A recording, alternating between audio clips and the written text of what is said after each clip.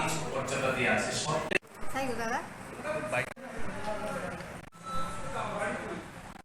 Rotary club of Agartala সিটির তরফ থেকে যে বিনামূল্যে চোখের ছানি অপারেশনের যে ক্যাম্পটা করা হচ্ছে সেটাতে সম্পূর্ণরূপে সেটার দায়ভার Agartala rotary club of Agartala city নিয়েছেন।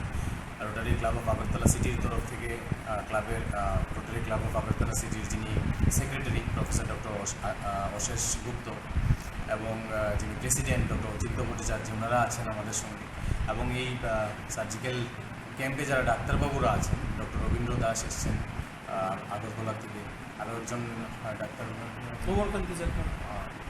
একে চাকমা উনি আছেন। আমাদের ডিস্ট্রিক্ট হসপিটাল থেকে আমরা দুজন ডাক্তারবাবুকে রিকোয়েস্ট করেছি, ওনারাও আছেন, ডক্টর অমিত এবং ডক্টর উমাকান্ত, এবং সঙ্গে আমাদের এই জেলার বিভিন্ন অপথ্যালমিক অ্যাসিস্ট্যান্ট বিভিন্ন হাসপাতাল থেকে আমরা পোস্টিং আজকের জন্য দিয়েছি। এবং যে ক্যাম্পটা হচ্ছে 45 থেকে 50 জনের আজকে এই ক্যাম্পে অপারেশন হবে, এবং তার জন্য আমি রোটারি ক্লাব অফ আগরতলা সিটির সমস্ত যারা সদস্যরা আছেন ওনাদেরকে অসংখ্য ধন্যবাদ জানাই, এবং এই অনুরোধ জানাই যেন পরবর্তীকালেও জনসেবামূলক এই ধরনের কাজে ওনারা জনগণের স্বার্থে এগিয়ে আসেন।